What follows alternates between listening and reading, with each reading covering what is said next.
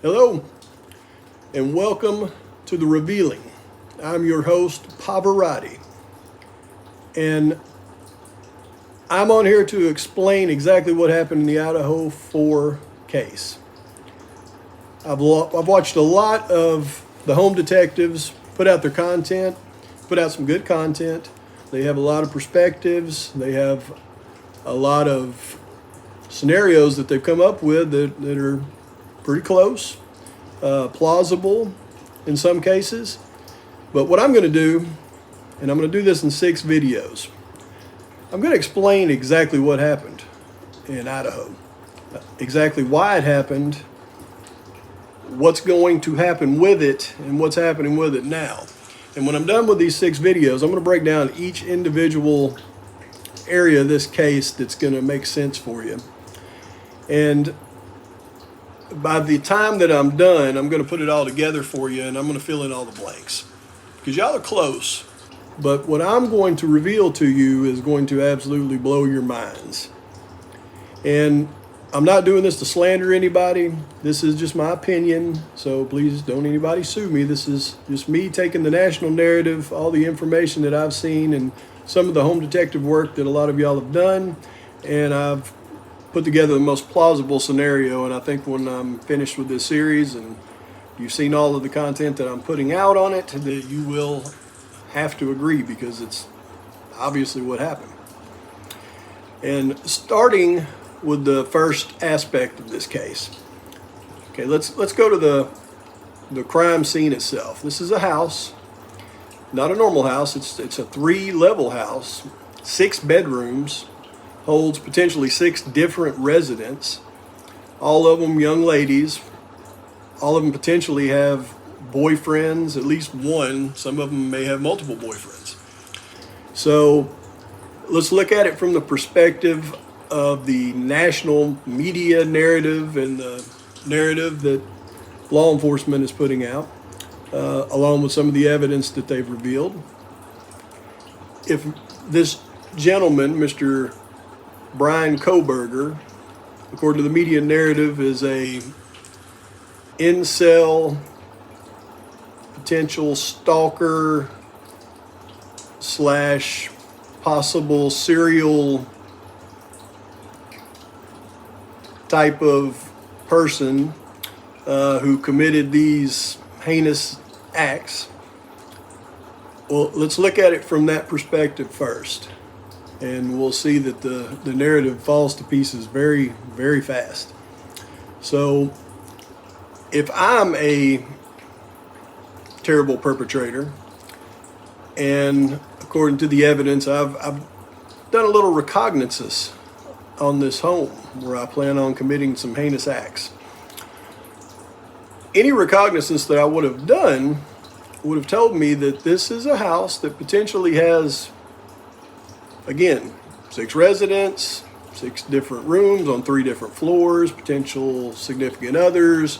Also, I'll probably have ascertained that this house has a lot of frequent guests, especially in the evening and especially on weekends. So if I'm wanting to just blindly break in and commit heinous acts on a number of individuals, the most that I could possibly know is I may be going into a house that has untold amount of people in it, and I'm walking into a death trap for myself, much less having the ability to potentially harm somebody. So that right there doesn't make any sense at all.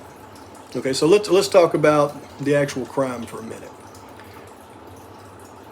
You have 2 young ladies in the upstairs part of the house in a bedroom who are no longer with us. And then you have a young lady and her boyfriend on the 2nd floor who are no longer with us. Now, the young lady on the 2nd floor that also lived there is just fine. And the young lady on the bottom floor that also lived there is just fine. So if I'm the perpetrator and I enter the residence from, say, the first floor or maybe through the sliding glass door on the second floor, I'm going to walk past 2 bedrooms to a stairwell and walk up the staircase and not go into the empty bedroom, but go into the bedroom where the 2 young ladies are and commit my act. Then I'm going to walk downstairs, walk past the young lady who is still doing just fine. I'm going to walk right past her door, even though that's closest to the stairwell, which would be the most obvious place for me to go next if I was planning on committing multiple acts. So I'm going to walk past her bedroom, walk all the way around to the other bedroom where there's a young lady and her boyfriend and commit the acts on them. And then turn around, and as I'm leaving, the other young lady is going to open the door and look at me, and I'm going to look at her, and I'm just going to ignore her and just keep on casually walking out and leave. Now, obviously that makes no sense on a random event. So let's talk about the real motive for this, or the real targets for this, okay? Now, obviously the young lady upstairs, that's her room, she lives there by herself.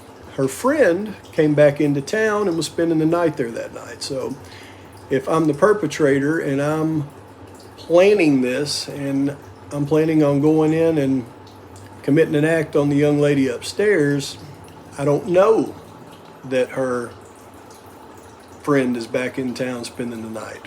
So that would be a surprise. So I go in to commit the act on her, surprise, her friend's there, have to take her out too. Then I go downstairs to the other targeted room and find out she's not alone either. Her boyfriend has spent the night with her. So now the act has to be committed on him as well and her. And then I leave. Anybody looking at this from the outside would know that the young lady in the room upstairs was the target. The young lady in the room on the second floor was the target. And the assailant, the perpetrator, had knowledge of not only where all the rooms in this house were, but they had knowledge of which rooms that these 2 young ladies were in. The only thing that they didn't have knowledge of was the fact that they had guests that evening. And unfortunately for the guests, it didn't turn out very well. So the acts that were committed by the perpetrator were committed by a perpetrator that frankly knew what he was doing. He went to that house with an objective, and during the course of the evening he accomplished his objective, and there was collateral damage. In the next video, I want to explain why the girl upstairs and the girl downstairs were the obvious targets of this horrible event. And I will go into more detail why they were the targets. And in a later video, I will even tie it in more how this whole thing came about and the motive behind it.